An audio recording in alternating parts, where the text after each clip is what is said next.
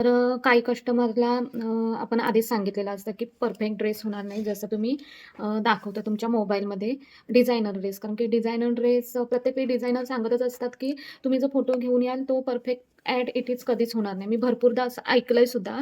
So तसं असून आपण तसं सांगून सुद्धा तशी कल्पना देऊन सुद्धा त्यांना परफेक्टच लागतं. मग पैशांमुळे अडून बसतात, की आम्ही अ, तुम्हाला एवढे पैसेच नाही देणार, तेवढे म्हणजे देणारच नाही पैसे जर तुमचं झालं मला परफेक्ट नसेल तर. तर नाईलाजास्तव आपल्याला तो ड्रेस खोलावाच लागतो आणि तशाच प्रकारे मला हा ड्रेस थोडाफार म्हणजे तिला इथला मी तुम्हाला ड्रेस दाखवलाच असेल आधीच्या व्हिडिओमध्ये असेल. तर हा तिला पट्टा आहे ना एकदम छोटा पाहिजे होता. तर फॅब्रिक खूप जाड असल्यामुळे तो पट्टा छोटा असा होतच नाही आहे. सो तरीसुद्धा मी आता केला आहे आणि हे असं खोलायला लागल्यावर जवळ त्या कामाला जर आपल्याला अर्धा ते पाऊण तास जात असेल, म्हणजे मी ह्या कामानुसार सांगते. तेवढा वेळ जात नाही, पण हा डायमंडचा आहे म्हणून मी सांगते अर्धा ते पाऊण तास शिलाई मारायला.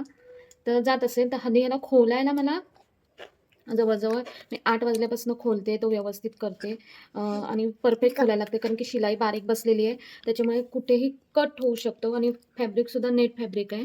तर तसंच माझ्याकडून आता थोडासा म्हणजे वरच्याच साईडने झाला आहे त्याच्यामुळे प्रॉब्लेम आहे. तर हा थोडासा फाटला. तर तसं होऊ शकतं. पण कस्टमरला आपण काहीच समजवू शकत नाही. त्यांना पाहिजे तसंच पाहिजे आणि पैशांमुळे अडवून राहतात.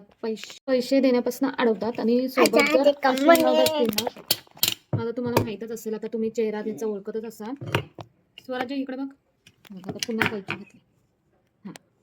तर हा आहे छोटा. तर आता हा अशी नग असतील ना, तर खोलायला अजून त्रास होतो म्हणजे मध्ये-मध्ये असते का.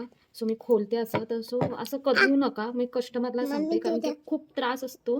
ड्रेस जेव्हा स्टिच करायला घेतो ते जेवढा त्रास नसतो ना, जेवढा फर्स्ट टाईम हां, मग स्वराज्य बोलतोय. कसं झालं बाबू?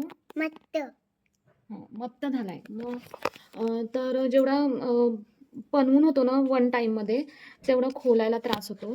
तर प्लीज कस्टमरला सांगते, की डिझायनर लोकांना एवढा त्रास देऊ नका पैशांपायी. सो धन्यवाद.